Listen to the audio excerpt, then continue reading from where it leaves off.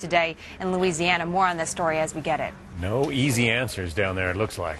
There's a war of words underway on Capitol Hill. It all started when President Obama and Health and Human Services Secretary Kathleen Sebelius blasted Congressman Ryan's budget proposal, which included cuts to Medicare. Sebelius saying people would, quote, die sooner under the Republican plan. Well, now some House Republicans are striking back, calling on the president to end his, quote, MediSCARE tactics. Jim Angle, live in Washington with more. Jim? Hello, John. Well, a group of freshman Republicans complained today that President Obama is violating a pledge he made not to demonize those who make proposals to tackle big problems such as unfunded promises in Medicare, proposals such as the one from Republican Paul Ryan, which was approved by the House. Listen. A week after its passage, however, Democrats began launching what the Chicago Tribune referred to as MediSCARE tactics against Republicans. Washington's a great place to talk about the problems.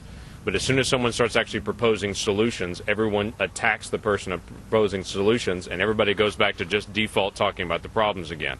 That doesn't solve the problem. Now, the first-term Republicans point to comments the president made at a Republican retreat in Baltimore last year, where he said it would be wrong to attack those who try to forge solutions to big problems such as Medicare, wrong to accuse one side or the other of hurting seniors. Listen.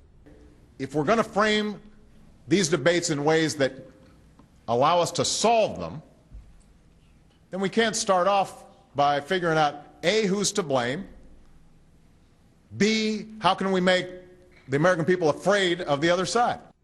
But that word apparently did not get to other members of the administration. Freshman Republicans point to a recent episode with Health and Human Services Secretary Kathleen Sebelius. She suggested the Ryan plan, which would pay insurance premiums for seniors instead of having the government pay for every procedure, would leave seniors having too much to pay out of their own pockets.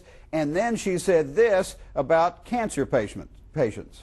You're really left to scrape together charity care, go without care, die sooner. There aren't really a lot of options.